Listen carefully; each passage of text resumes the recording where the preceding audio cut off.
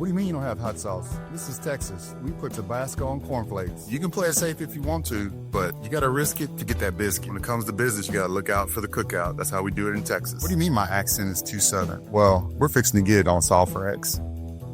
Welcome to Solve for X, the podcast where curiosity meets collaboration. I'm Dr. Rick Fernandez, your host on this journey into the heart of education and innovation. Welcome back to another episode of Solve for X, where we're solving for K-12's toughest challenges. I have a very special guest. I can say a friend, I think so. I think we've known each other long enough for me to actually say that. That's Dr. an honor. Miranda, well, no, it's my honor. Dr. Miranda Walichowski, who is a professor at Texas A&M University, a place where I could never get into, number one. And number two, she is the CEO, founder of Human Architects. And I think there's a lot of people in my world that would tell you I need some human architecting, if you will. So it's a pleasure to have you, and I'm excited to dive in. So welcome to Solve for X. Thank you. I'm excited to be here, Rick. Okay, so I've got to always start with a little bit about your journey, and I'm always interested in your educational experience and then kind of leading up to founding a business, right? Becoming a founder, an entrepreneur.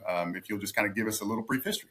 Yeah, so my background is in education. Actually, looking at my undergrad, it was in business, maritime business, and my intention was to go to law school and do admiralty and maritime law. And however, education found me along the way, and I realized that it was a passion area of mine. And one thing led to another. Before I realized it, I had an alternative certification, then I had a master's, then I had a doctorate in education. I was a bilingual ESL teacher in Galveston ISD before I came to College Station to start on my doctorate. And so I've have a couple of decades there at Texas A&M in the Department of Educational Psychology. Right now, I'm teaching my passion, so graduate level classes in coaching individuals, coaching groups, coaching teams, as well as some other courses in educational psychology. I'll be teaching a new one on ethics, which I think is going to be very exciting given the times right now. And so that's a little bit about what I do there. And in 2015, I was just wrestling with how do you develop and support people? So as a faculty member, we often partner with school districts to offer trainings for teachers, for leaders. And I was just getting a sense that that wasn't enough, that inculcating information, disseminating information, even if they are best practices, were insufficient when people are feeling burnt out, when they've lost their sense of purpose, when they're just being pressed from so many different directions. And that set me on a pathway to explore, well, how do you develop the person, but more holistically? And through that, I found coaching. And I still remember the first day that I met coaching. I think it was all just meant to be. Because the first coaching school I went to, their early bird special was like ending the very next day, that I had discerned, like, this is really the path. And so to me, that was a sign, like, you've got to go all in. And I remember the first time I witnessed our instructor coach at the front of the room, someone volunteered. And I just watched that, and I felt that all of my interests, talents, and skills were culminating into doing that thing that she was doing in the front of the room. I didn't even know exactly what it was, what the process was. But I love the depth and the humanity of it all, the curiosity, the creativity, the problem solving focus, and the holistic, like the very human nature of that. And I thought, that's what it is. That's what education needs. That's what I was born to do. And I just found it. And so it's been an interesting road because I wrestled a lot with, okay, you've been in education, you've got even a PhD, and you have all these decades of work there. And now you're in love with something new. Like, how do you reconcile and what do you do with that? And so since then, it's been a journey to integrate those. And I think it was just meant to be for those two worlds to come together for me as a way to serve in the world. You said you've got decades worth of experience at Texas A&M, and I think back to all of the pieces to the puzzle of your master's degree, your doctorate degree, and then very similarly, like, you found something that's not really in that lane, but kind of is. And then I go to the private sector and have to kind of repurpose and revision, but it's all about the love of education. So I see it like a very similar track of just taking a left and pivoting. And when you find passion, you got to pivot, and right. The work that you do, because, I've got a little bit of a behind the scenes sneak peek because we work together coaching and mentoring some of our aspiring leaders in the state of Texas. But one thing I can never figure out, there are a lot of talented individuals across school districts in Texas and all over the country for that matter. And even the most talented teams struggle, whether it's personality, whether it's a different philosophy, a different focus, a different role, kind of overstepping, like you name it. Like, I'm sure I've done it. It's probably my fault when I did do it. So why do great teams, even very talented, like cabinets and superintendents, even school boards, why do they struggle so much with kind of working together and functioning as a united front, whatever they're trying to execute? Okay. I'm going to get a little bit philosophical here and share that piece first, and then we'll move into some concrete things. So our philosophy is that a team is a reflection of the macrocosm of society. So when you're working with a team, it is a microcosm that reflects what is going on in society. And that became very clear on the both sides of the pandemic, like pre-pandemic, during the pandemic, and post, that I started noticing some changes, and whatever was going on in teams was being reflected in society and vice versa. So in our work, and again, this is very philosophical, but we really feel that as we work with a team, we're not just helping that team in some way, we're helping heal society and make society better. Because as those individuals leave that team space to go home, if they go home in a better way when they exit the school building, they're going to impact their homes, their communities, their churches, their friendships, et cetera, even pursuing their interests, whether that's education or fitness or whatever it may be, is going to have a different impact. So that's kind of the underlying philosophy and impetus of our work. And so that's why, because society, you just look at the news and it's hard. It's hard being human right now. And that is going to spill over into our teams. And I think we have to face that and acknowledge that. And that is one piece. The second piece is research shows that if you put together high performers and group them together and say, you're a team, that doesn't equal. So you can have highly talented people. And oftentimes people reach out like, I don't understand. We have the best of the best, even in the business sector, like we've hired all Ivy League and they have all this experience, but yet they can't work together. And it's precisely because of that. It's really difficult sometimes for high performers to be able to team. And they have to realize, like, what does it mean to team? They have to take a step back. What does it mean to work as a collective? What does it mean to focus on the greater good? Because they're used to being so competitive. And even in some teams, people, and even I can give you an example of, I've talked to leaders before, like on a cabinet team, and you have your different departments. So you have your human resources, you have your technology, you have operations, et cetera, education, or the academic side. Many times behind closed doors, if you sit and talk to those individuals, they have the mentality of, I am here to be a good leader and to protect the best interest of my department, to be able to make sure that my team is doing well, that my people are doing well. I've got to advocate, et cetera. And all of that sounds wonderful. But if we really want to make changes in education, those senior leadership teams, when they show up at the table, they need to realize that the collective is what they're driving towards, that they are part of the senior leadership team, and that sometimes their department or they themselves might take a hit in order for the greater good to be accomplished collectively. And so there is that competitive mindset. I want to be a great leader. I got to take care of my people. I've got that little fiery competitiveness about me. But being able to reframe of, like, what does it look like to set that aside and really understand what a team is, what that entity is, what it needs, and what that team is supposed to get to the finish line. And I think those are also things that factor in. And I would say another thing is that people are different. And so everyone at the table, whether it's a senior leadership team, a high school cabinet, a high school leadership team, whatever it may be, they've come, to this team with different core values, different cultural values, experiences that they had in the workplace. They might have been at a place where something that they're doing right now was very acceptable, maybe even rewarded, but it isn't where they are. And so those are real things, is that teams need that time to slow down and really self-reflect and kind of create, like, what does it mean for us to work well together? So despite maybe some personality differences, some working style differences, like, how do we get to know each other, but then also define what it means to work well with each other? So I think those are some of the factors really that play into making it difficult to team across the board, whatever industry we are in. Yep, you described, I mean, being a longtime sports fan, owners would trade for players or give huge contracts, and you're looking at individually all of these pieces coming together. You're like, there's no way they can lose, and sure enough, they can't function. It blows up. There's hundreds of millions of dollars in contracts that never really pan out, and I always believe it's because there's no one's willing to give. No one's really willing to sacrifice a piece of their own glory or their own persona in order to make it work.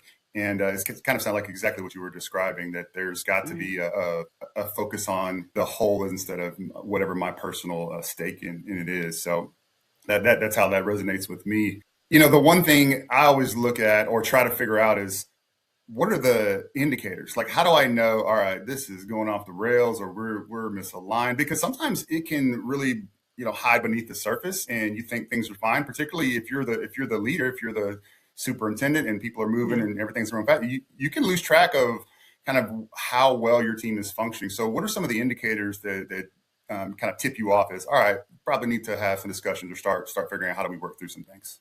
Right. That's a great question. So one of the things that's interesting, so we have an assessment called BEAMS, where we look at teams in terms of their sense of belonging, efficacy, automaticity, mastery, and psychological safety. And we actually have a free version as well, which just allows you to look at your perception of a given team as you take the assessment, and it's free and very quick to take.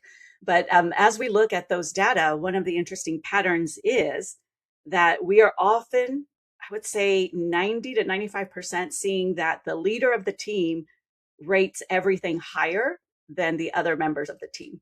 And so that in itself tells you that if you think your team is doing well, it probably isn't. And it's probably worth digging a little bit deeper and looking for evidence of where it can be improved and looking for evidence of what is going well. So that's definitely one thing to consider.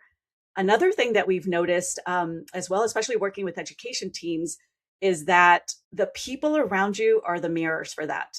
It's like they can pick up, and I've heard this from leaders, like whatever it is, like the faculty, the other teachers or the staff or the community or the other departments, like they started noticing that something was wrong before we even realized it fully or admitted it. So they're being also a mirror to you as well when it comes to teaming. And so those are, a couple of things to keep in mind, that if you think they're doing as well, probably not, dig a little bit deeper and probe and see what others are seeing and how they perceive the team, because there's probably some truth there as well. And so how do you know that a team needs it? Well, if by the time the interpersonal dynamics get to you, that's a little worrisome because now they've been pretty embedded. So a lot of things have happened by the time that you realize that there's something going on with the interpersonal dynamics. And so if you're seeing evidence of that, that's a clear indication that something's not going well when those personal things are getting in the way of the work. And really the bottom line, and this one is always so convicting, it's execution. So at the end of the day, I mean, we can talk about great leaders, great teams, and we want them to have empathy and we want them to have all of these power skills that we use, like communication, decision making, et cetera. But at the end of the day, the one measure is, are they getting it done? Are they executing on their goal, on their mission? Yes or no? And that often also is a tell sign that something's not working when they're not able to drive to fruition the thing that they are supposed to drive. So those are some things to look at, besides the obvious of people starting to complain and maybe talk about some of the things, the water cooler talk. If you notice inconsistencies, like a team makes a decision and people stay silent, and that's because maybe they have a different viewpoint on how it should be, and they're not communicating in a unified voice. They leave the room and they'll go and say, well, that wasn't the way I wanted it done. But the rest of the team wanted it done. And so that type of undermining the team, because they're not operating as a cohesive team, those are also tall tell signs that the unified voice isn't there, that the team cohesion isn't there. It's a little scary that the leader, so I'm thinking in terms of a superintendent in the cabinet, it always thinks it's better than what it really is. So it's maybe start to think about, a little close to home on that one, probably. So you well know a lot of our friends in that seat, right? The superintendent seat or at high level cabinet positions across the state of Texas. The turnover, the churn it feels like it's constant. So it almost seems that there's probably a need to have ongoing coaching? Because how does a new person being integrated into either a high functioning team or a low functioning team? But it seems like that's happening so regularly. I would assume that there's teams struggling with that as well, just the constant kind of turnover with leadership roles in either districts and in the corporate sector as well. Do you see some of that? And do you get a sense that that even compounds some of the struggles even further? Oh, absolutely. It is so disruptive for most teams when somebody comes in or exits from the team. So, absolutely something to think about. So, one of the things that I find interesting and team coaching and team development, the type of work that we do is pretty new. So, the competencies for this just came out a few years ago, less than a handful years ago, and so a lot of the sectors don't know about what is team coaching, what is team development. But one of the things that's pretty ubiquitous, anytime I talk to a leader in education and they understand or know that I do coaching or I do a coaching presentation, and so the conversations around that, I have never met one that has not said, my goodness, the executive coaching was so beneficial for me. I wouldn't be where I am without it. It really helped me reflect. It really helped me clarify my career trajectory. It really helped me manage stress and everything else. So there's that idea of like, this is very good. And I don't think that there's much of a debate around that unless you work with somebody who is really ineffective or the leader themselves isn't open to it. And so now that we know that that modality looks good, works, and has an ROI, it's the same modality that you would apply to a team as a unit. And so that same idea of like this supports people. So instead of supporting individuals in isolation, what would it look like to support the whole leadership team as a unit? And so you're applying those best practices to teaming, and that is going to help exponentially make everybody better. There's a leader that the first time that this really landed with me, she's a leader in an HR at a major university. And one of the things that she said, Miranda, like, I love leadership development. Like, I take classes here at her university. I've always worked with a coach. I go to conferences and trainings. I read books. I watch the podcast, and but nothing stretches me as much as how I grow as a leader when I am doing the teaming work, like getting coached within my team, because it really focuses and forces you to really face your leadership in a very concrete and tangible way. It's very experiential versus going to learn about leadership in isolation.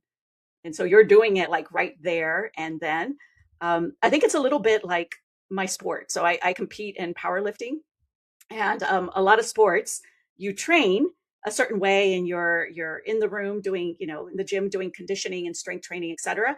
And then you go perform on the field, and it's different, but this is establishing a foundation. With my sport, how I compete is exactly how I train. So I go into the gym, I do deadlifts, bench, and squats. And then I go and execute on those on meet day or competition day the exact same way. And that's the way that I see it for the leader. And so they're not going in to do separate strengthening and conditioning and having to do their plays on the field differently.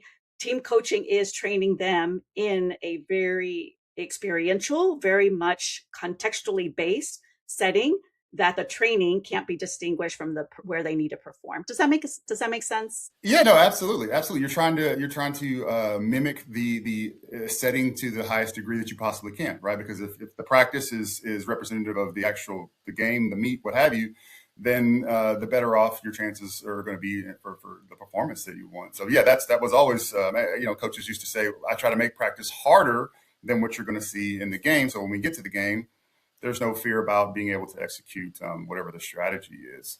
I got to ask a follow-up because so from the person that may reach out to initiate, even if that's the leader for some team coaching, does it in any way become, hey, I'm good, but fix all of them, right? Like almost No. like marriage counselor, like, look, we're here, but it's Yes. really it's something we got to fix her. So does it ever feel like that, and do you have to get the leader or the person who initiates the outreach or the coaching to kind of reflect on, all right, you got some things to work on too? Yes, absolutely. I think that's also very ubiquitous. One of the things that's very important is that when a team is being team coached, and to us it's important, and so we do discovery and stakeholder interviews because we want to know that the highest level of leadership is behind this. that they really want to see the team improve, that they're giving them degrees of freedom that they need for this work, et cetera. So the more invested they are, the more successful the team is going to be. And then second to that, the team leader of the actual team, having a separate conversation with them, and helping them realize like this is going to be for the greater good of the whole team and you and your leadership. And so hopefully being able to tap into that sense of growth mindset and that sense of humility and non-judgment. As a matter of fact, I just worked with a team last week, and the team leader saw her, results on the Beams assessment. And she later told me she just felt like I felt so deflated and defeated. Like I didn't know I was such a bad leader. And I shared with her, like, no, like looking at where other teams are performing, you've got a solid foundation. Like this is exciting. But yet they take it very personal. And so as a team coach, we have to navigate that with the team leader. But the more bought in the team leader is, the more desirous and humble they are, more desiring of that goal, and being able to create an excellent team and more willing to be humble, the better the experience is going to be. In fact, as part of our team coaching process, oftentimes one of the things that we do is we coach the leader in front of the team.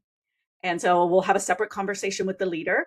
And so we kind of get a sense of what's comfortable, like what's your cue if I'm going and, ask you where you're just not comfortable to go, et cetera. So we try to make it very comfortable first and foremost, but the leader will be there and the team will have the opportunity to hear their leader being coached. And coaching is an opportunity to be thinking out loud, to be expressing things that maybe the person is reticent to express or maybe hasn't articulated. And so they're not clear. And so now they're being clear.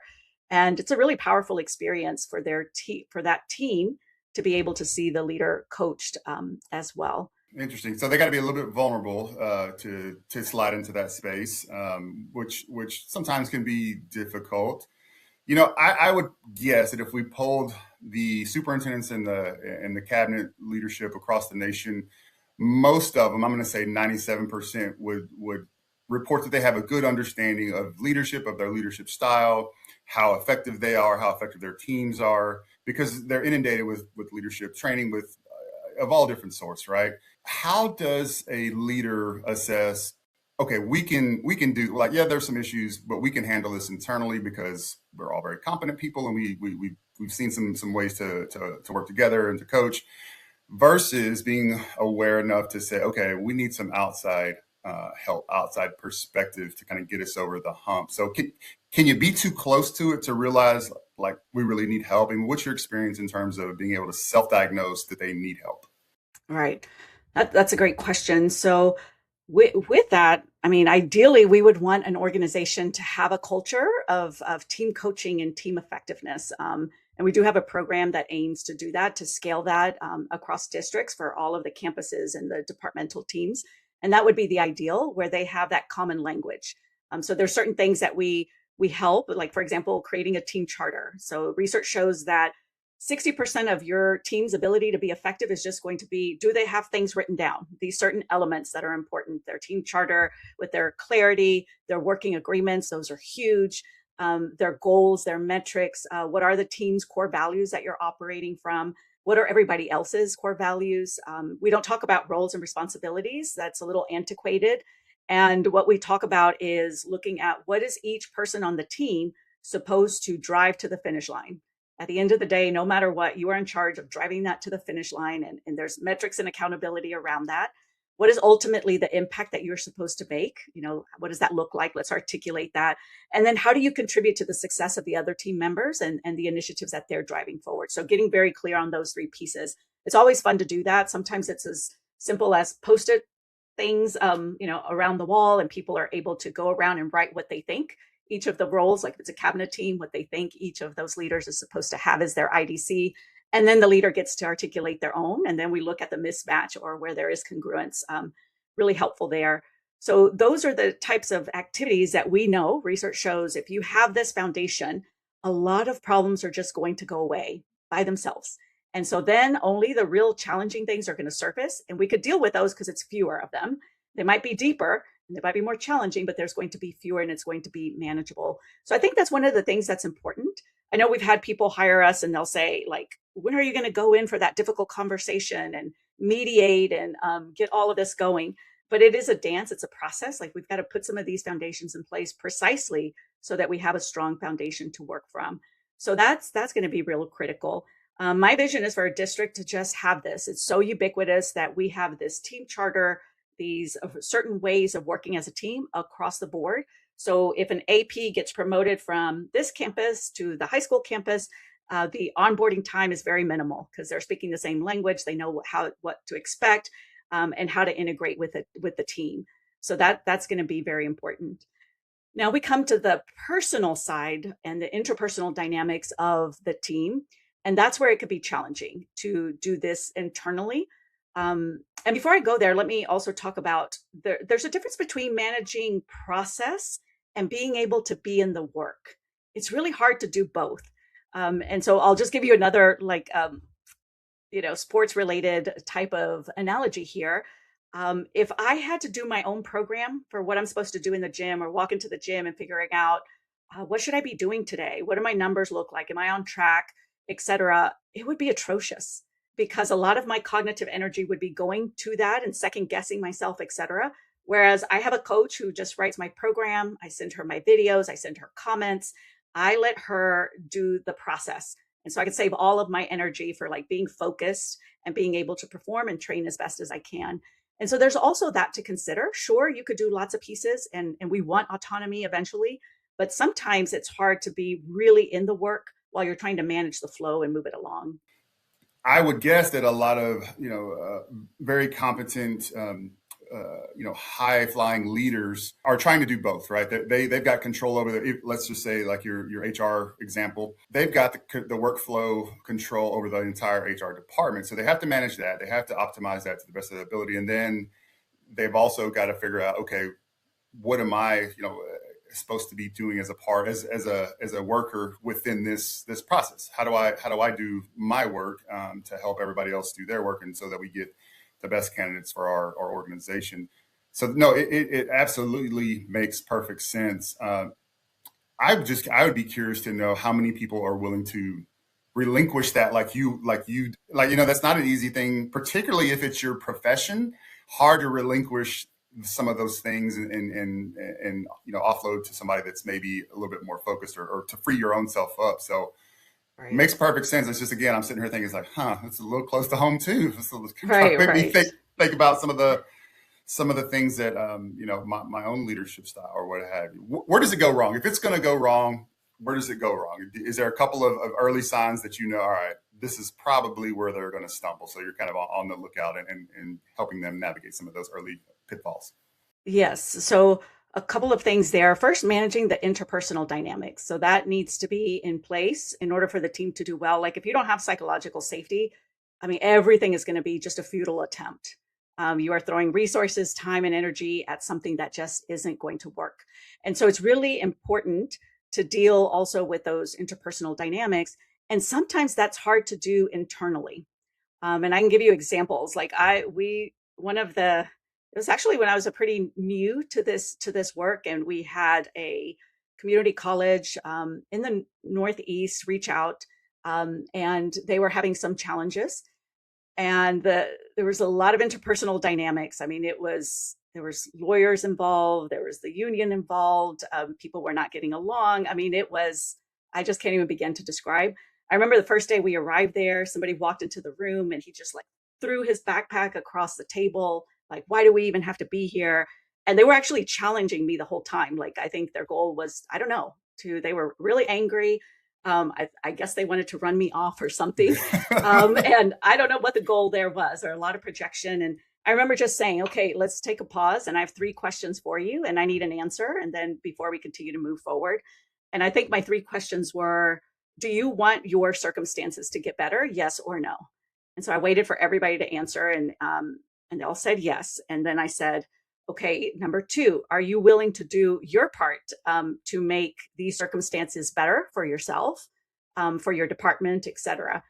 And waited for that. And there was a little, kind of like, well, why should we do the work? Like, this is systemic, it's external, it's like all of these things. And it's like, no, the question again, are you willing to do the work? And then eventually I got a yes from everyone. And then the 3rd question was, do you think Human Architects is the one to help you with this? Yes or no? Because if we're not, then we're fine. We'll get on the plane, fly back home to Texas. It's totally fine. And they all said, yes, okay, we're willing to give you the chance. So that was like one of the most difficult assignments in terms of interpersonal dynamics. And they didn't trust us. They didn't trust leadership. So it takes time to do that. And that's why sometimes the internal, it's a little hard to do because people are not going to be open as they might with an external entity that they finally realize. And it takes time for them to realize like, oh, they really do have my best interest in mind. They really are looking for the team. They're not going back to report everything that we say and do. Like we can be real, we can be vulnerable. I've had people cry. I've had people express like very personal things in the room that I don't think they would be safe to do with their leader because I don't want to mar my image, or could this mar the way they treat me or the opportunity to be promoted? And so by having us come in, we've got to earn their respect and their trust. Like all of those things start to come off. I don't know, protective, the mask that we know research shows everybody wears at work. And we can start to get really real and do the work. So that's one piece that I don't know that internally can be done effectively. And then the other piece that makes it challenging is you have to know what your teams need. And so this idea of team coaching, everybody throws this term around. And like I mentioned, it has just been defined by the International Coaching Federation in the last few years. And a lot of people have been saying and do say that they do that. So there's this idea of team building. So some people think, oh, team coaching, let's send them to a ropes course. Let's let them fall back and somebody catches them, that type of thing, and that's going to solve all the problems. Or let's have them go bowling or have some kind of experience. Sure, there's a component element that's important, that people should have experiences and be taken out of their element, but that's not going to solve the problem. That's just a piece of it. And that's called team building. Some people will think, well, let's bring in team facilitation and somebody that could, hold the markers and chart tablets and help the team move along with what they're supposed to do. Okay, that's also not dealing with the conflict, with the dynamics. It's going to help maybe some work move forward. And there's actually a lot of cynicism around that. Even at the university, like, oh, we have this retreat and we'll have somebody come do that. And then we don't do anything with it afterwards. That type of thing. There's a whole bunch of stickies everywhere and nobody knows what they were for. Right. Yes. And so that idea, so there's that. There's something even better, like, okay, let's get into team strategic planning. So somebody coming in and helping the team really plan how they're going to work together, et cetera. So now we're getting into something that has that more structure, more substance, can be more sustainable into the future, but yet it's not dealing with the interpersonal and the ownership and the expert. And all of the three that I mentioned is the person coming in to do the work. Same thing with team consulting or team mentoring. So you have this person who's an expert coming to do these things with the team. Now, where the work that we do, that we call team development, team coaching, we touch upon those. So we'll bring in elements of building, of facilitation, of strategy, all of that. We'll put together the program. But in the pure sense of team coaching, we are not the expert. We come in as a partner to the team, and we are driving the goals, the initiatives, the work that the team has. And we are operating with what is happening in the moment. So there's a discussion. It may look like one aspect of team coaching that very few people do is sit in a meeting. Like I or one of our team members sit in a meeting and watch a team meet. And before then, we'll ask them, what would you like us to look for? And they might say, well, can you observe for when we get off task? Can you observe for when we cut people off or when we shut down innovative ideas? Maybe when we do soft asking versus hard asking. And that's like, can you kind of sort of have that report ready by Monday and then it's not? Versus, Susie, I need that report by Monday. What do you need in order to accomplish that? So we'll observe for these things, give the team back the data, and then ask them, what would you like to do? Like we saw this many instances. Or something might happen in the teaming dynamics where we might interject, like, excuse me, could I have permission to interject here? I noticed this and this happened. What does the team want to do with that? And then we pull out and force the team to deal with it. So that is a different modality than usually your normal type of modalities for teams. And of course, that's why it takes time. It's uncomfortable, but it creates results. I mean, it creates results without a doubt. And I love this work because of that. So you shared a little bit about a tough opportunity that you had up at the Northeast. Share a victory, one instance, and you don't have to name names, districts, or entities, but just share a success story if you would. Can I share two? So one's more campus, and then one's cabinet. Sure. Okay, all right. So one, a high school leadership team where the principal was new. There were seven APs. Five of them were brand new to their roles. It was just, and just to keep a long story short, when we would do team development, team coaching with them, it was really hard for them to even break away and be in the room and do the work because the walkie-talkies were constantly going, Yeah. crisis all over the hallway, etc. And it was just so evident. You'd enter the building and you could just feel the tension, the chaos, the all of that. We worked with that team, and the growth that each one had and the way that they came together as a team by the end was just incredible. And I remember on the last day, we do this thing called a showcase, walking into the building. And I mean, it was quiet and it was peaceful, and you could just feel the energy different. And it was just a very palpable reminder and evidence of like how what is happening on a leadership team is being magnified all across in their surrounding. So that's one. And then I'll bring it to something more tangible and ROI related. We worked with an operations team, and they were already very high performing. I think it's the highest, they had the highest scores on beams than any of the teams we've worked with. And so it's like, can we help somebody who's already doing great? Yeah, absolutely. You could go from good, good to great. Why not? And I remember one leader set a goal because of this work, because of slowing down, being intentional, getting clear, looking at her IDC, impact, drive, contribute, etc. She set a goal that in the time that we worked together, it saved her that first month 20,000. So in the time that we worked together, it saved them 90,000. So that was pretty exciting because it's not always easy to get those tangible dollar metrics, number of metrics out of it. We try really hard to work with the people that we work with to get clarity because we want you to see what the ROI is going to be. Like we want to be Sure. clear because we want to know what we're driving to. And we want you at the end of the day to feel like, wow, like this more than paid itself. And not only did it pay for itself, it's actually going to be sustainable into the future. And so I would say that I have so many. I mean, all of them are my favorite, but I would say that those two exemplify something intangible, like an energy that everybody knows what I'm talking about. When you go into a school building, into a district building, you just feel the energy. Like you can assess what's going on there without anybody speaking or anything. And then the other that just has the dollar signs on is just a little bit more clear.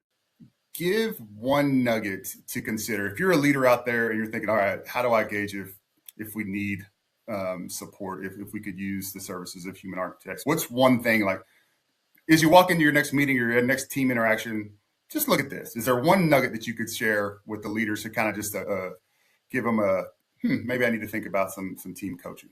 Yes, the one thing I would suggest for them to do is to get feedback from their team, but not the traditional type of feedback because people will tell you what you want to hear. They will be kind of limiting in what they're willing to say. So going to the team as a collective and just asking the team, what is one thing that if I did differently would help our team be more effective? Or what is one thing that if I did differently would help your experience on this team be more fulfilling? Whatever the wording that they want to use, and then listen to that from each team member and go and implement that, for 30 days, and then come back to that team member and say, hey, Rick, you mentioned that for you, if I stayed on the agenda, it would just make you a lot more productive in our meeting and just make your experience different. I've been trying to do that for the last, 2 months. How am I doing? And you're able to say, man, yeah, I did notice something was different. Or gosh, I still feel like we're off the agenda. So whatever the response is, not getting defensive, but leaning in deeper, either how to sustain that or experiment with something different to make sure that you're driving towards that. And so I think that would be my best advice I like that. for anyone to do. And don't ask, am I good or am I? No, because they will not. You've got to ask, what do you need for your success? What do you need for your experience? And they're going to tell you the truth.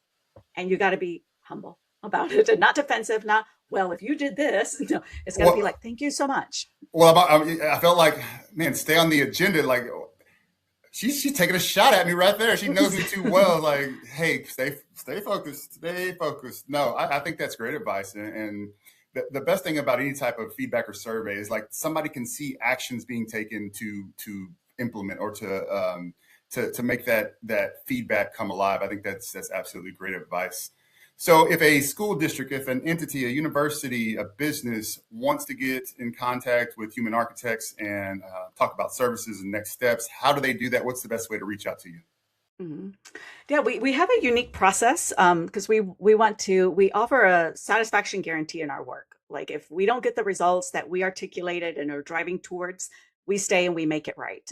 So for us, it's very important to slow down the process and to be able to go through certain steps in order to get that type of success. And so the first one is just kind of a needs discovery of just initial like, is there alignment? Is there a possibility for us to collaborate and work together, be partners? And then after that, what we do is a capabilities briefing. And so we just allow you to see like what is going on in terms of teaming in education, for example, if that's the sector, what are we seeing? What does our data show? What is the impact that we are making, et cetera? So we provide that debrief of that. And then this is really nice for a district to have because should they have an immediate need or distant need, they already know how we can help and how they can, frame that.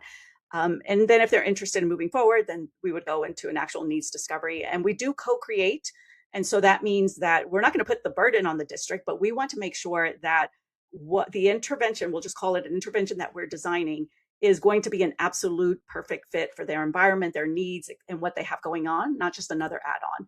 So again, we slow down that process for that to ensure that people can be successful. So anybody's invited to go through that process. There's no pressure.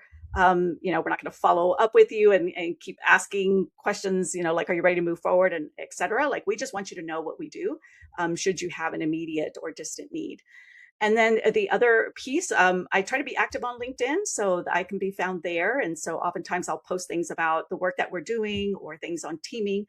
And we do have a free assessment called Beams Light. So this is a version, a very, very quick version of our big beams that is available on our website, humanarcs.com, and then also in LinkedIn. That could be a wonderful tool. It gives you immediate results and also gives you some suggestions for how to improve your teaming. So those would be, and then just reaching out, email, phone number, phone call, text message, whatever it may be. We're happy to have, I love talking about this stuff. So anybody who wants to talk about this, I'm more than happy to do that. Well, I appreciate your time. Thank you for joining us. I learned some things I did not know about you with this discussion, so that was pretty cool. I didn't know maritime. That had no clue. So that's Yes. I had to ask you some more about that offline. But the passion for coaching folks and the teams really comes through, and it's a reason why I love to have you with all of our programming at Talus. And I know you're doing a great job with the teachers. Good reason used. You're helping a lot of different folks in a lot of capacities. So. Thank you for your work and thank you for joining me. And for those of you out there listening, please like, subscribe. And if you could use a little team coaching, reach out to Miranda, Human Architects. They do absolutely unbelievable work and they'll get you where you need to be. Join us next time on Solve for X. Thanks for joining us on Solve for X. Please follow, like, and subscribe for more episodes. And until next time, keep asking the right questions and solving for X.